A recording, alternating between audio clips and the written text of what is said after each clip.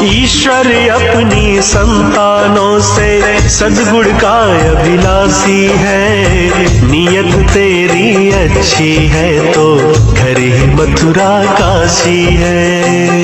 हिमालय की एक गुफा में एक ऋषि तपस्या कर रहे थे। उनके 3 शिष्य थे, धैर्य, ज्ञान, अहंकार।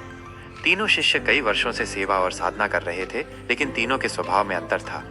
धैर्य सदा शांत रहता, ज्ञान प्रश्न पूछता और सीखता, जबकि अहंकार स्वयं को सबसे श्रेष्ठ मानता।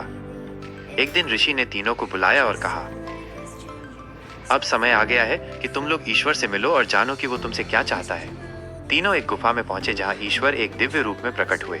ईश्वर मुस्कुराए और बोले, तुम मेरे बच्चे हो, मैं तुमसे कुछ नहीं चाहता सिवाय एक चीज के, सद्गुण।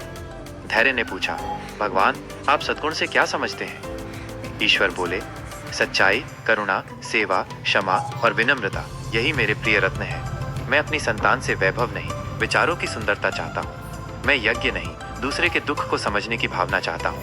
अहंकार को ये बात खली। उसने कहा, मैंने तो वर्षों तप किया है, क्या वो सब व्यर्थ है?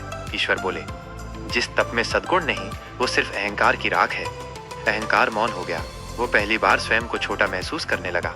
ज्ञान ने सिर झुकाया और कहा, अब समझा प्रभु, आपकी सच्ची अभिलाषा हमारे गुणों में है, कर्मों में है, न कि शब्दों या दिखावे में। ईश्वर अंतर्धान हो गए, लेकिन उनके शब्द हर शिष्य के अंतर्मन में रह गए। ईश्वर अपनी संतानों से केवल सद्गुणों की ही अभिलाषा करता है।